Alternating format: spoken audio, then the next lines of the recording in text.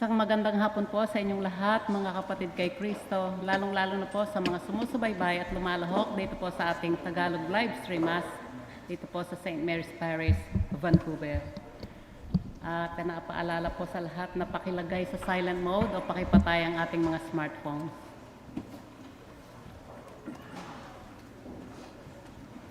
Si Padre Gabriel po ang magdiriwang ng ating banal na misa. Tumayo po tayong lahat at sumali sa pangunahing awit.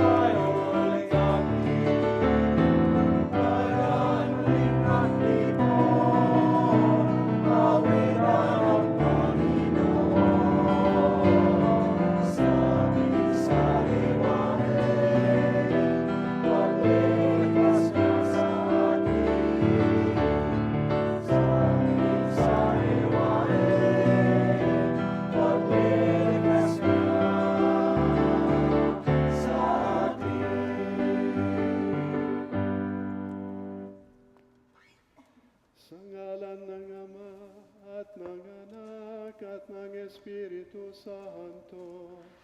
Amen. Ang biyaya ng ating Panginoong Hesukristo at ang pag-ibig ng Diyos at ang liwanag ng Espiritu Santo ay sumainyong lahat. At sumainyo rin. Mga kapatid, aminin natin ang ating mga kasalanan upang tayo maging marapat gumanap sa banal na pagdiriwang.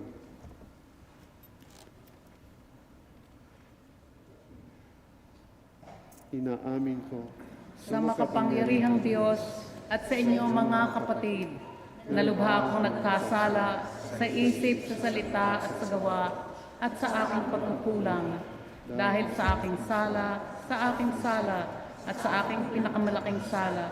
Kaya sinasamo ko sa mahal na Birheng Maria, sa lahat ng mga anghel at mga banal, at sa inyo mga kapatid, na ako'y panalangin sa Panginoong ating Diyos.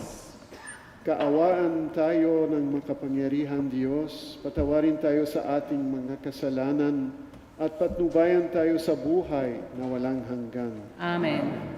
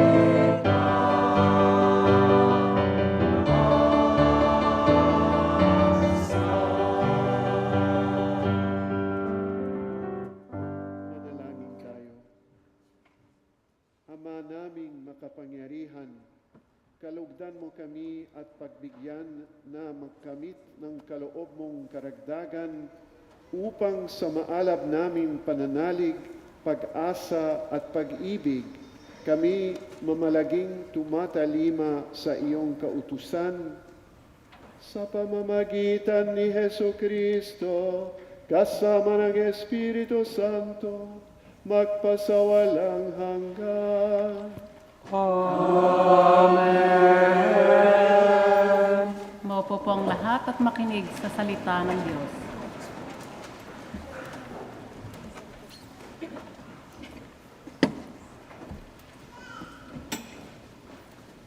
Pagbasa mula sa aklat ng Henesis. Noong mga araw na iyon, napakita ang Panginoon kay Abraham sa Mamre, sa may sagrado mga punong kahoy. Nooy kainitan ng araw at nakaupo siya sa pintuan ng kanyang tolda. Walang ano-ano ay may nakita siyang 3 lalaking nakatayo. Patakbo siyang sumalubong, yumukod ng halos sayad sa lupa ang mukha at sinabi, "Mga Ginoo, kung inyong mamarapatin, magtuloy po kayo sa amin. Dito muna kayo sa lilim ng punong ito at ikukuha ko kayo ng tubig na panghugas sa inyong mga paa. Magpapahanda tuloy ako ng pagkain para sa inyo.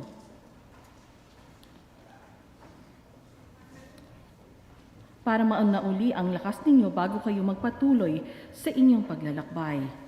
Ikinagagala ko kayong paglingkuran habang naririto kayo sa amin." Sila ay tumugon, "Salamat, ikaw ang masusunod." Si Abraham ay nagdudumaling pumunta sa tolda at sinabi kay Sarah, "Madali ka, kumuha ka ng 30 librang harina at gumawa ka ng tinapay." Pumili naman siya ng isang matabang guya sa kulungan at ipinaluto sa isang alipin. Kumuha rin siya ng keso at sariwang gatas at inihain sa mga panauhin kasama ang nilutong karne. Hindi siya lumalayo sa tabi ng mga panauhin habang sila ay kumakain. Samantalang sila ay kumakain, tinanong nila si Abraham, "Nasaan ang asawa mong si Sarah?" "Nandoon po sa tolda." Tugon naman ito. Sinabi ng panauhin, "Babalik ako sa 1 taon.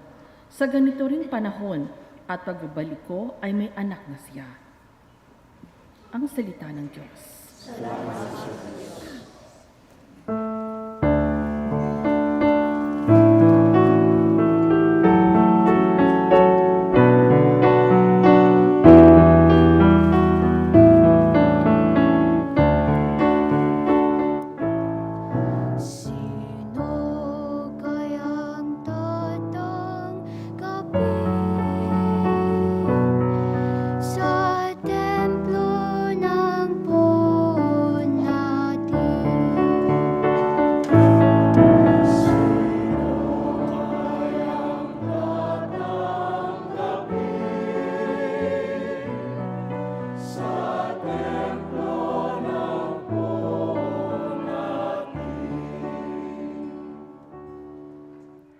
Yaong mga masunurian sa iyo ay nakikinig at ang laging ginagawa ay naaayon sa matuwid. Kung mangusap ay totoo sa lahat at bawat saglit. Yaong gawang paninira ay hindi nila naiisip.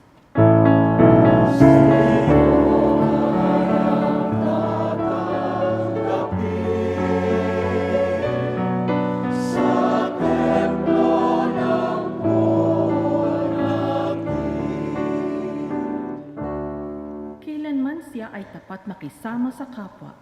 Sa kanyang kaibigan ay wala siyang maling gawa. Hindi siya nagkakalat ng di tunay na balita at itinatampok niya ang matapat sa lumikha.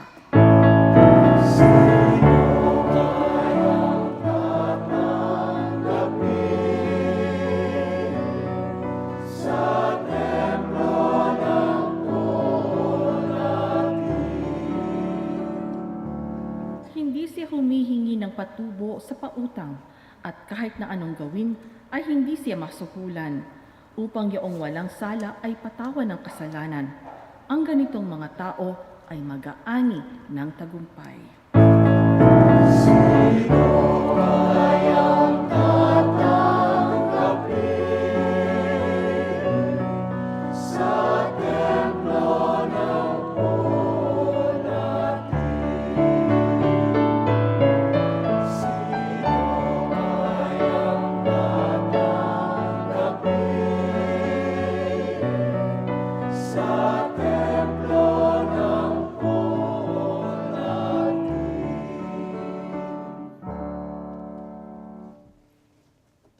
Pagbasa mula sa sulat ni Apostol San Pablo sa mga taga-Kolosas.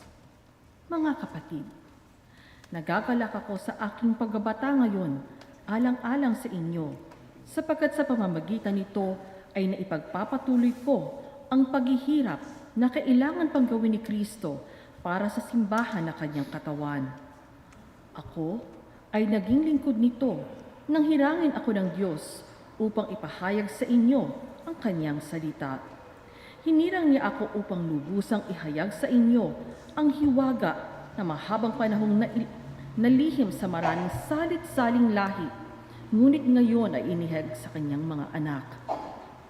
Inibig ng Diyos na ihayag sa lahat ng tao ang dakila at kamanghamanghang hiwagang ito. Ito ang hiwaga. Sumainyo si Kristo, at dahil dito ay nagkaroon kayo ng pag-asang makapiling ng Diyos doon sa kaluwalhatian. Iyan ang dahilan kung bakit namin ipinangangaral si Kristo. Pinapaalalahanan namin ang lahat at buong linaw na tinuturuan ayon sa aming makakaya upang maiharap namin sa Diyos ang bawat isa, sakdal at walang kapintasan dahil sa pakikipagkaisa kay Kristo. Ang salita ng Diyos. Salamat sa Diyos.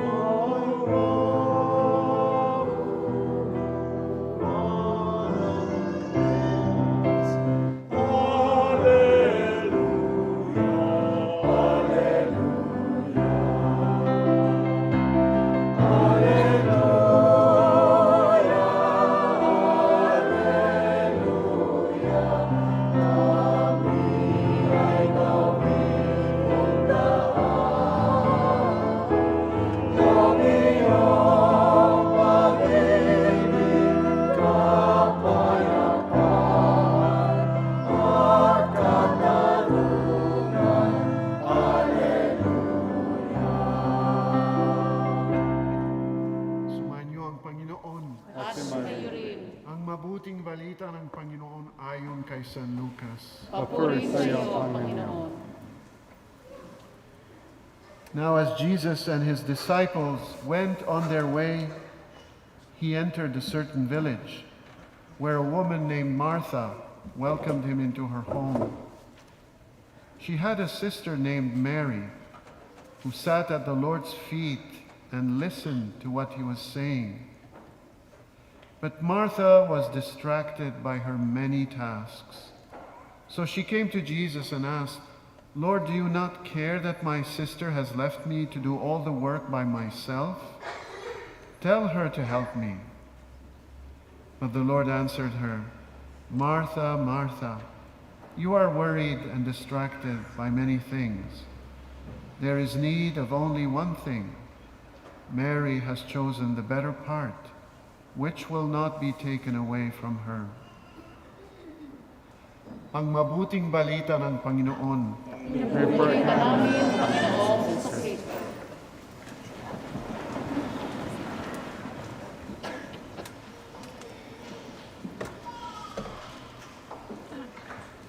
Today, the church gives us two beautiful readings. The first, all the readings are beautiful, but usually the first reading from the Old Testament and the Gospel are linked, are associated.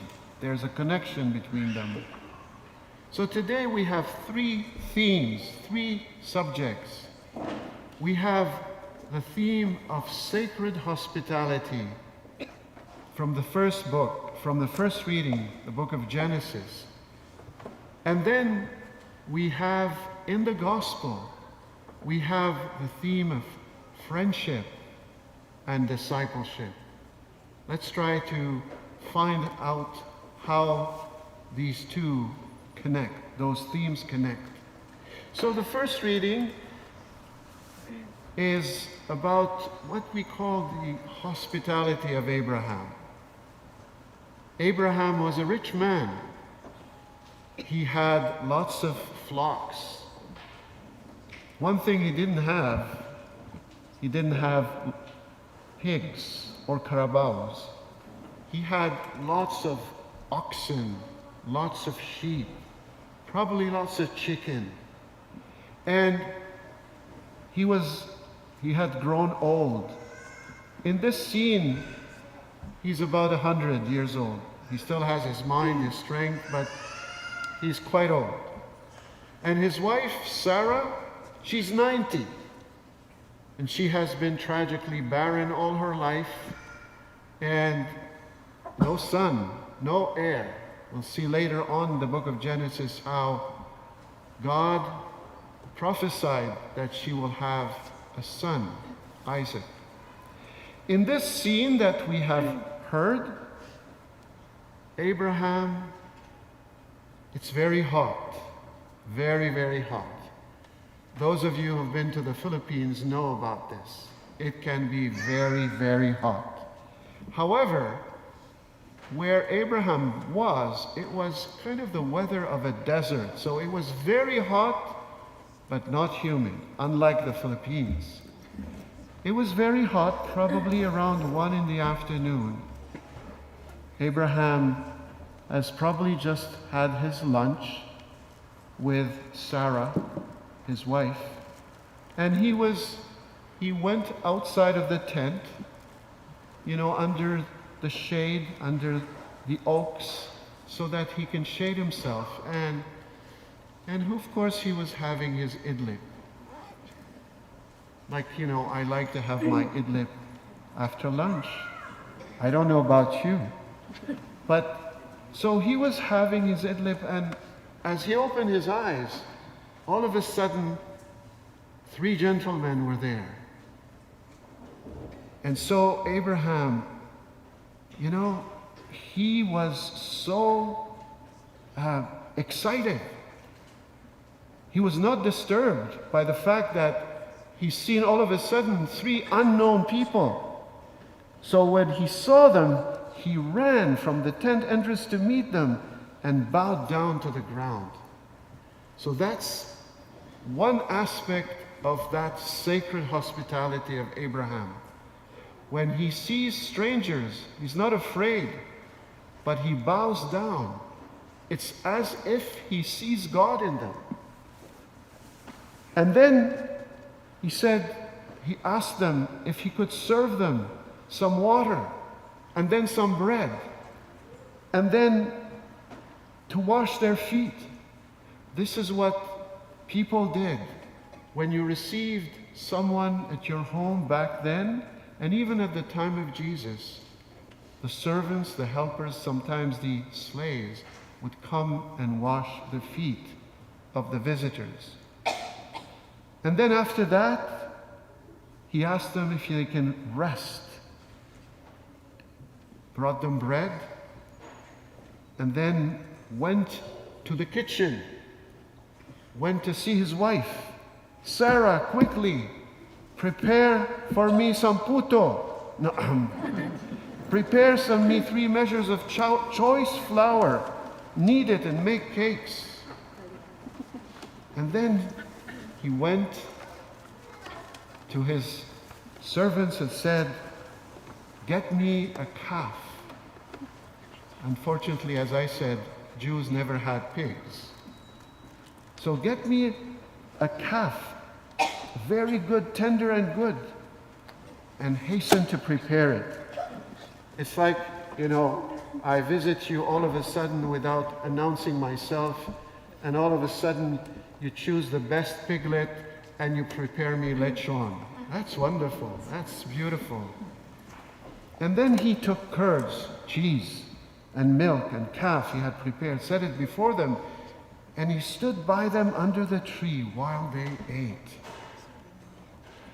And after they finished eating, they said, "Where's your wife, Sarah?" "She's there." And one of the three, said, "Next year, I will return to you, and Sarah will have a son." Now we know that Sarah was hearing this, and she laughed, because she's barren, she's 90. It's impossible. Well, we know that with God, nothing is impossible. So we see the hospitality of Abraham. I know that Filipinos are hospitable, very hospitable. But imagine, if somebody comes to you without having announced themselves ahead of time, you would be disturbed.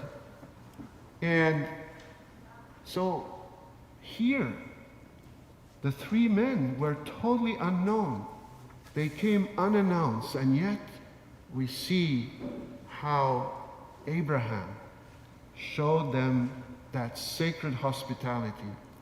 You can still find this hospitality in many countries of the world. I remember when I came to Canada in 1975, later on, a few months later, I brought my parents with me. And I rented a big apartment in an apartment block.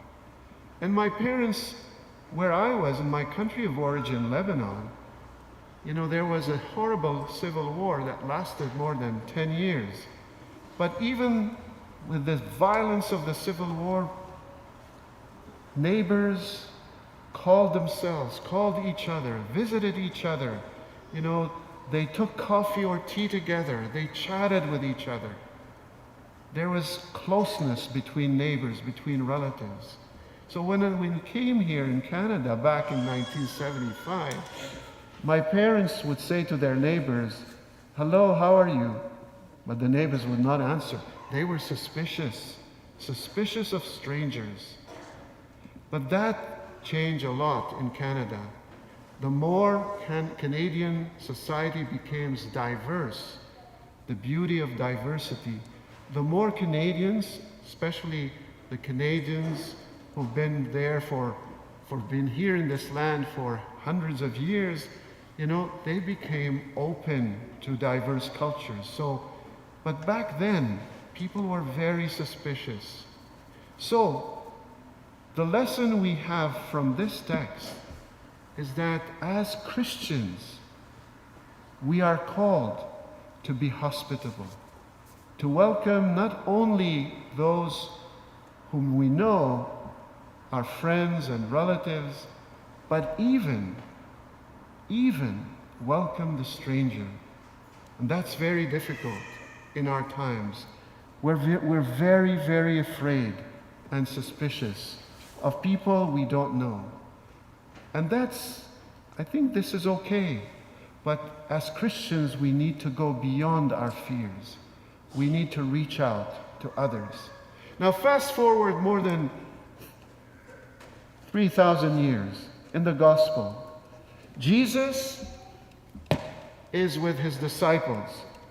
As Jesus and his disciples went on their way, Jesus entered a certain village. We know from the Gospel of John that this village is called Bethany, where his best friends were there, Martha, Mary, and the brother Lazarus. Now, St. Luke does not mention Lazarus because he wants to focus our attention on Jesus, Martha, and Mary. Now, we know when we welcome friends and strangers, We need, of course, to set the tables, prepare the food, and do our best to show to our visitors hospitality.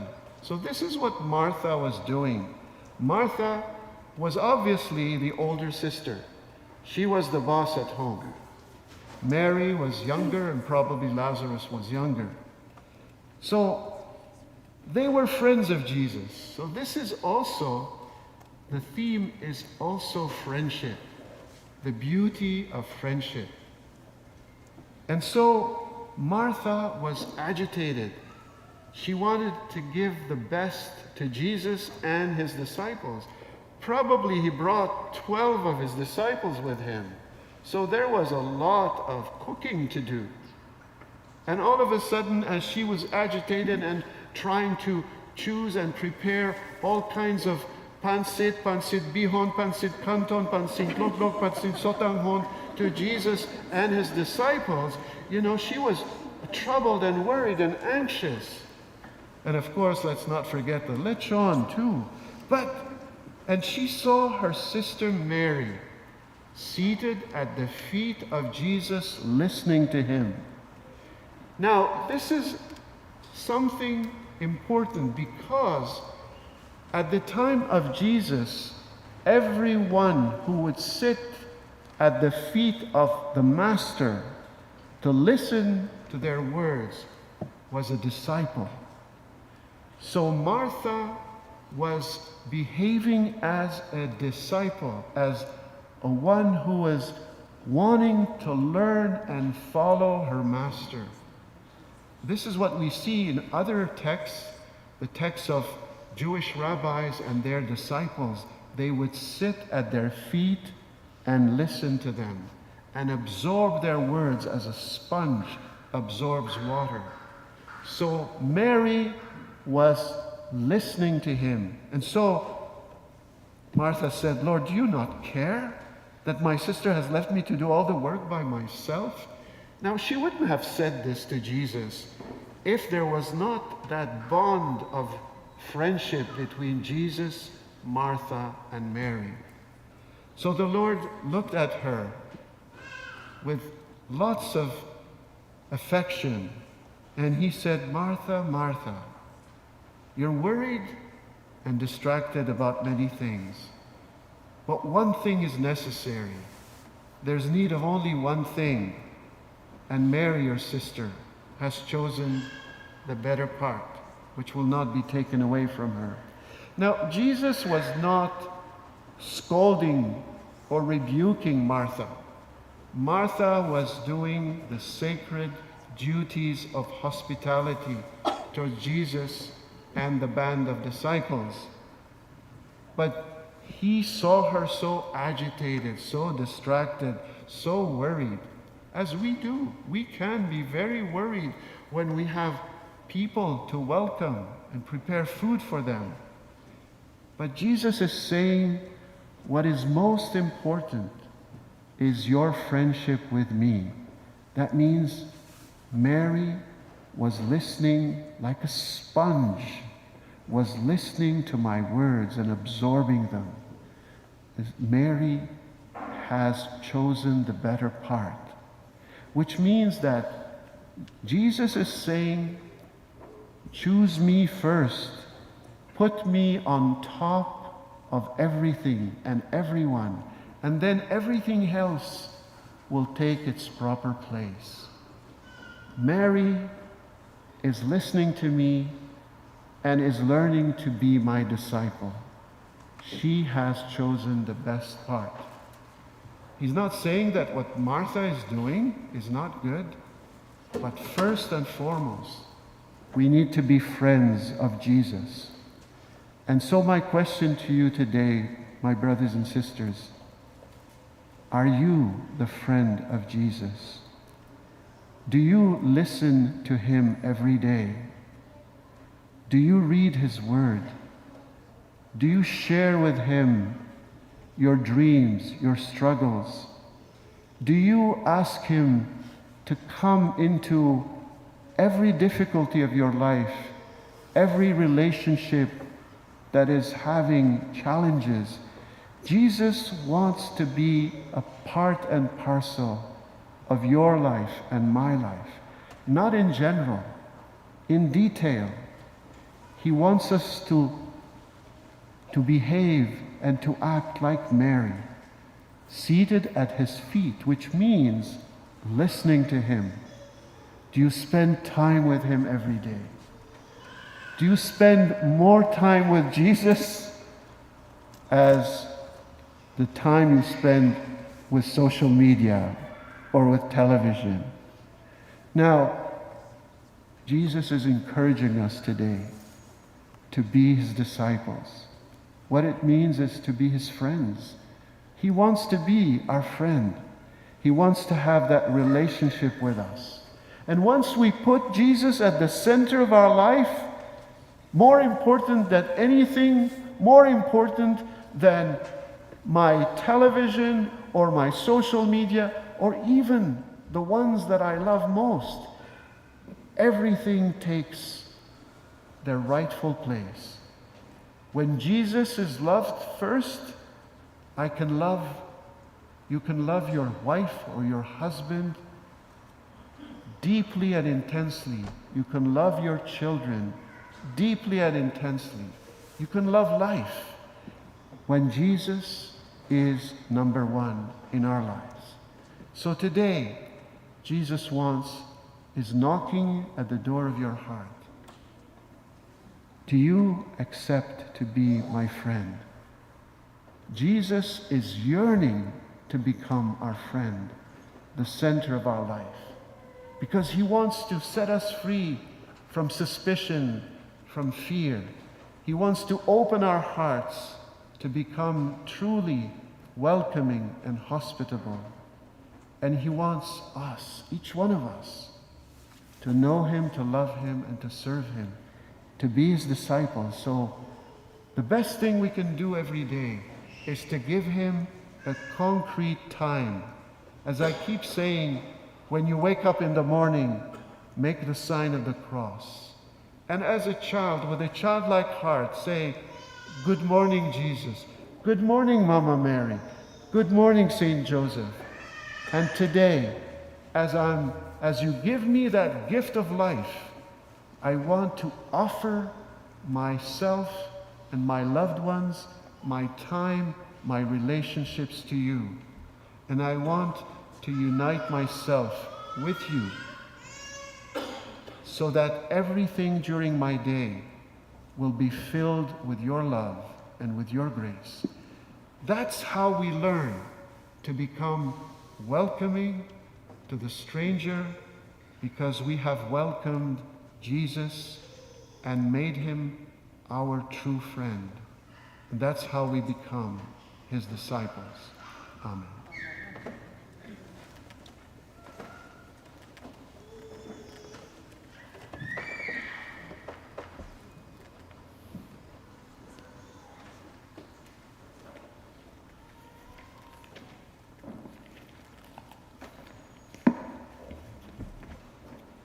Tumayo po ang lahat.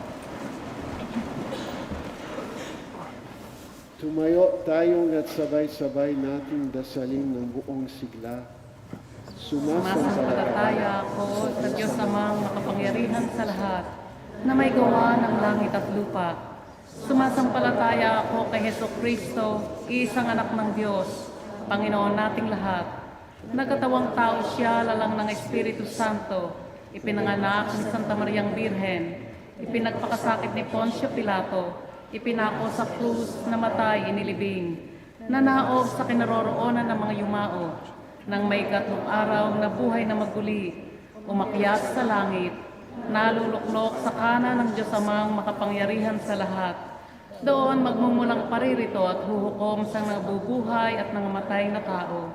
Sumasampalataya naman ako sa Diyos Espiritu Santo, sa banal na simbahang Katolika, sa kasamahan ng mga banal, sa kapatawaran ng mga kasalanan, sa pagkabuhay na muli ng nangamatay na tao, at sa buhay na walang hanggan. Amen. Ang Panginoon ay lagi nating kasama at nagnanais makipag-usap sa atin, ngunit madalas tayong nakatuon sa maraming ibang alalahanin. Hilingin natin ang biyayang magpahalaga sa mga tunay na mahalaga sa buhay at matutuhan natin marapat pagtimbangin at paggawa at pagninilay. Manalangin tayo. Panginoong, dinggin ang aming panalangin. Panginoon, dinggin ang aming panalangin. Para sa simbahang panlahat, nawa lagi niyang alalahanin ang tanging pananatili ng Panginoon bilang natatanging panauhin. Manalangin tayo. Panginoon, dinggin ang aming panalangin. Para sa Santo Papa, mga obispo at ibang pinuno ng simbahan, pakinggan nawa nila ang pangaral ng Panginoon at ipahayag ito sa iba, sa gawa at sa salita. Manalangin tayo. Panginoon, dinggin ang aming panalangin. Para sa lahat ng mga manggagawa at ibang taong may maraming pinagkakaabalahan, nawa magkapanahon silang magdasal at magnilay sa salita ng Diyos. Manalangin tayo. Panginoon, dinggin ang aming panalangin. Para sa mga may sakit, mga bilanggo at matatanda, nawa gugulin nila ang mahahabang oras nila ng pangungulila at pagdurusa sa piling ni Jesus na kanilang kaibigang panauhin. Manalangin tayo. Panginoon, dinggin ang aming panalangin. At para sa bawat isa sa atin, nawa makahango tayo ng inspirasyon at kasiglahan sa pangaral ni Kristo para tayo maging tapat sa ating mga pangako. Manalangin tayo. Panginoon, dinggin ang aming panalangin. At sa katahimikan ng ating puso, ipanalangin natin ang ating mga pansariling kahilingan.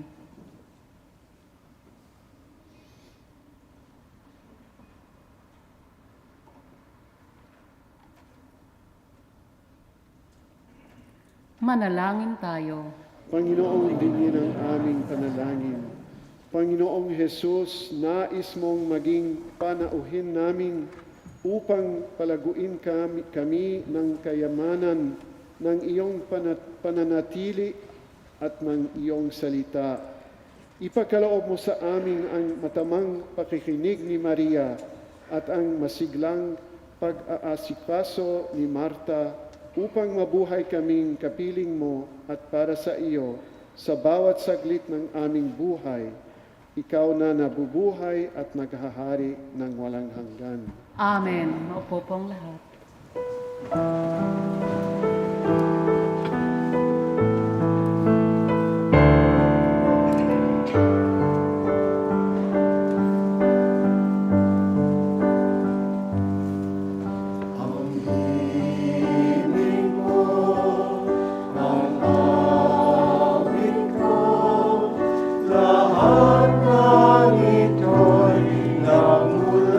Sa iyo, muli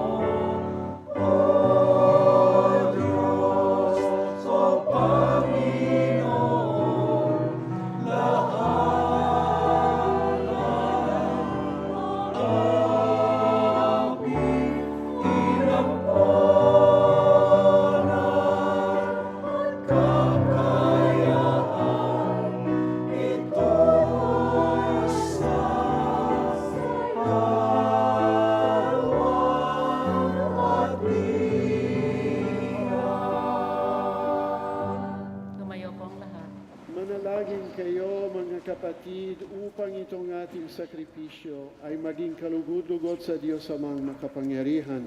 Tanggapin nawa ng Panginoon itong paghain sa iyong mga kamay, sa kapurihan niya at karangalan, sa ating kapakinabangan at sa buong sambayanan niyang banal.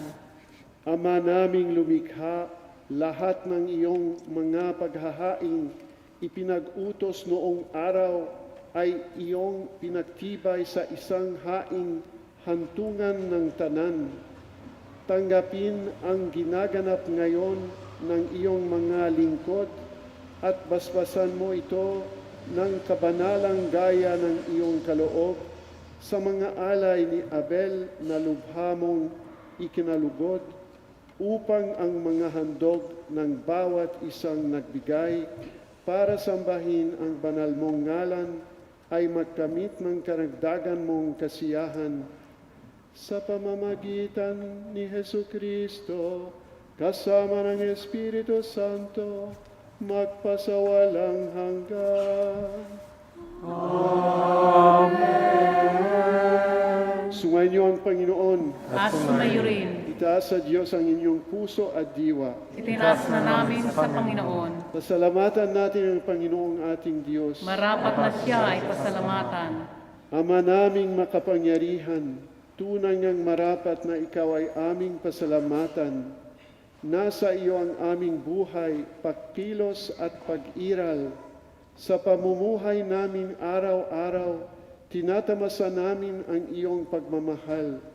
Sa pag-ibig mong ipinunla sa sangkatauhan, ang Espiritu Santo'y unang aning bigay ng anak mong naglagak sa amin ng katiyakang nakalaang mabuhay kami sa piling mo kailanman.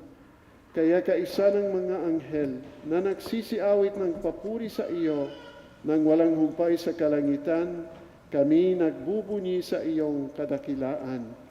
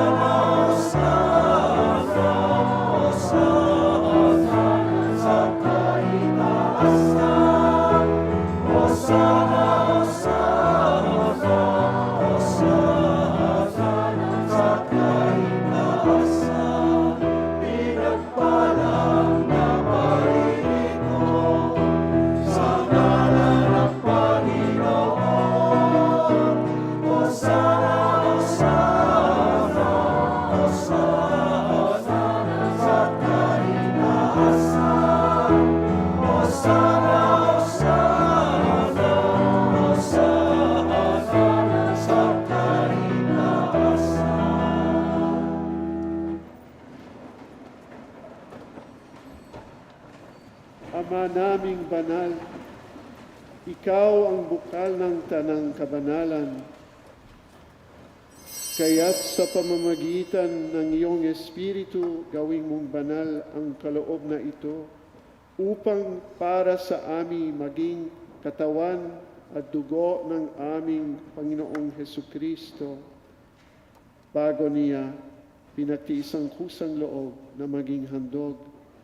Hinawakan niya ang tinapay, pinasalamatan kaniya, pinaghati-hati niya iyon, iniabot sa kanyang mga kalagad at sinabi, tanggapin ninyong lahat ito at kanin. Ito ang aking katawan na ihahandog para sa inyo.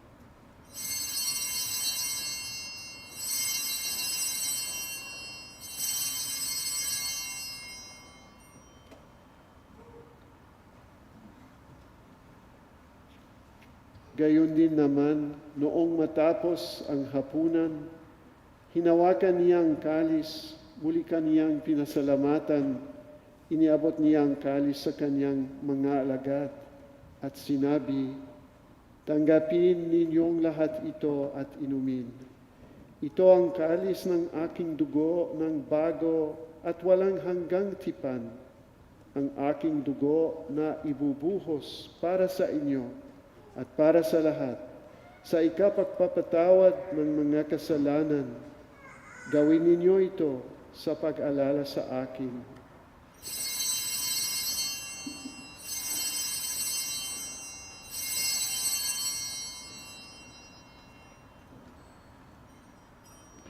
Ipagbunyi natin ang misteryo ng pananampalataya.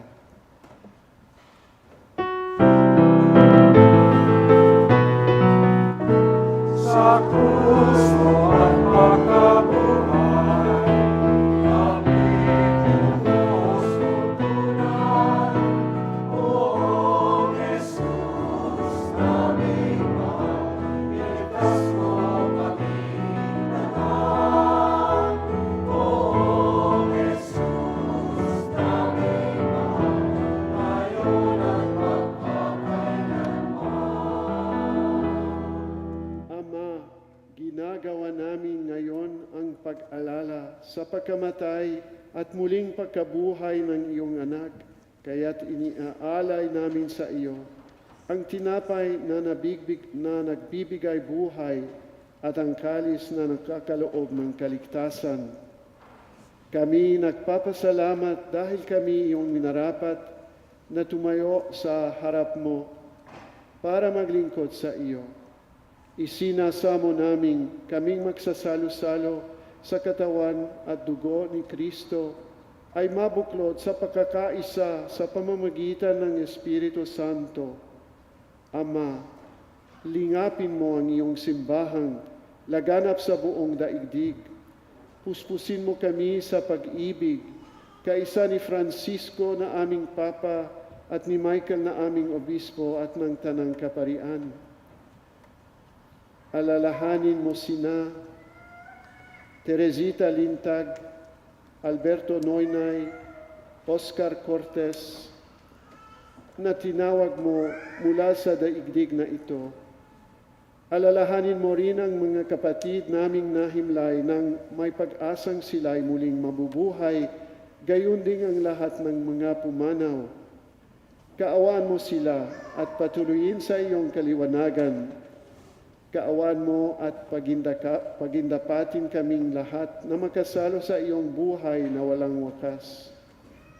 Kaisa ng mahal na Birheng Maria na ina ng Diyos, kaisa ni San Jose ang kanyang kabiyak, kaisa ng mga apostol, kaisa ni Santo Domingo at ng lahat ng mga banal na namuhay dito sa daigdig ng kalugod-lugod sa iyo, may pagdiwang nawa namin ang pagpupuri sa ikararangal mo sa pamamagitan ng iyong anak na aming Panginoong Hesukristo.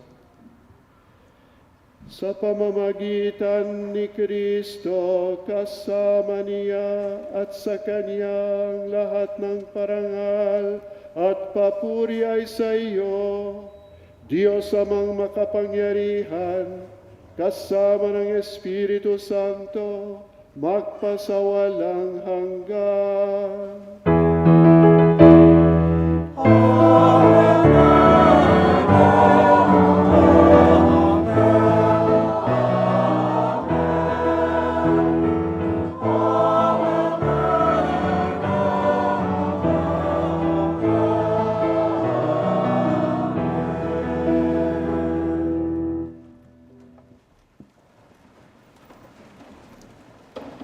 Sa tagubilin ng mga nagagagaling na utos at turo ng babathalang aral, buong pag-ibig nating awitin.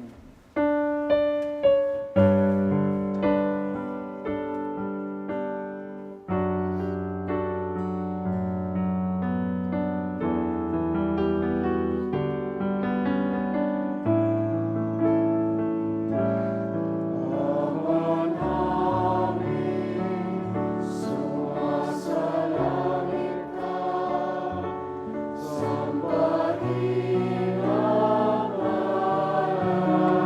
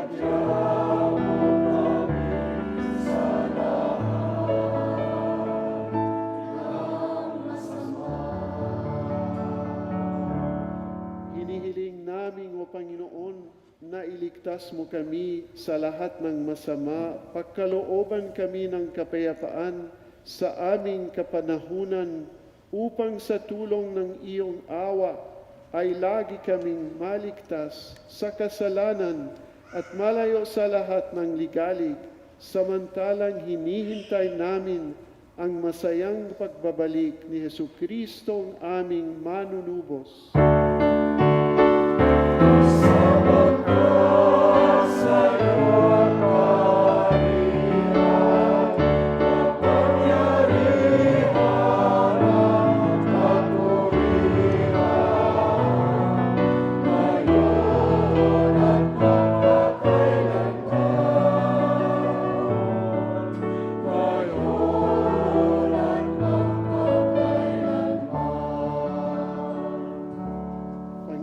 Jesucristo, sinabi mo sa iyong mga apostol, kapayapaan ang iniiwan ko sa inyo, ang aking kapayapaan ang ibinibigay ko sa inyo.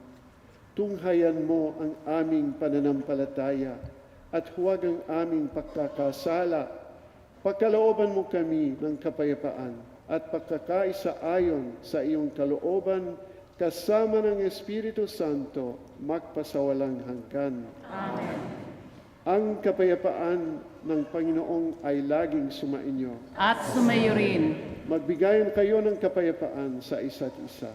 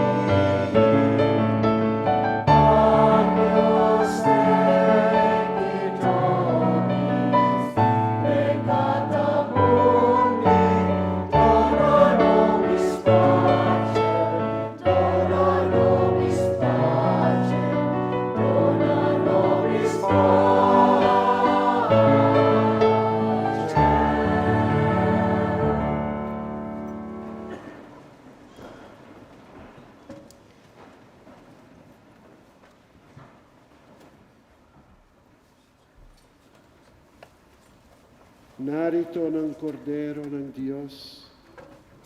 Narito ang nag-aalis ng kasalanan ng sanlibutan. Mapapalad ang mga tinatawag sa piging ng kordero. Panginoon, hindi ako karapat-dapat na magpatuloy sa iyo, ngunit sa isang salita mo lamang ay gagaling na ako.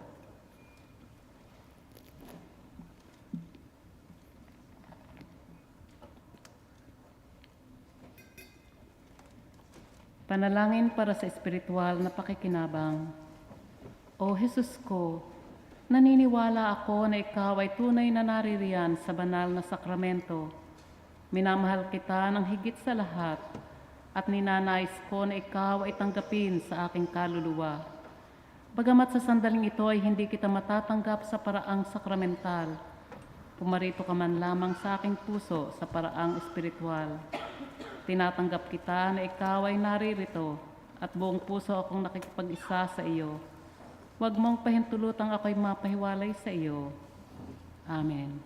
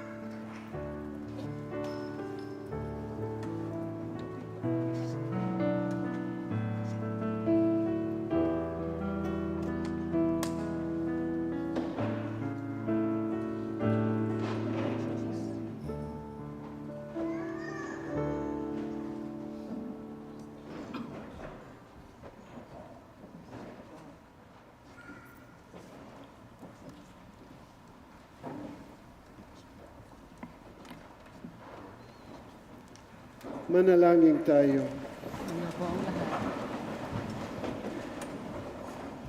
Ama naming mapagmahal, manatili kang kapiling ng iyong sambayanan na ngayon pinapakinabang mo sa iyong sariling buhay at gawin mong kami pasulong na makahakbang mula sa dati namin makasalanan patungo sa pagbabagong nagdudulot ng iyong kabutihan. Sa pamamagitan ni Jesucristo, kasama ng Espiritu Santo, magpasawalang hanggan. Amen. Sumainyo ang Panginoon. At sumayo rin.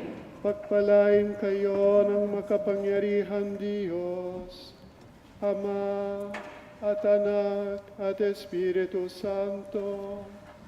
Amen. Taglayin ninyo sa inyong pag-alis ang kapayapaan ni Kristo. Salamat sa Diyos.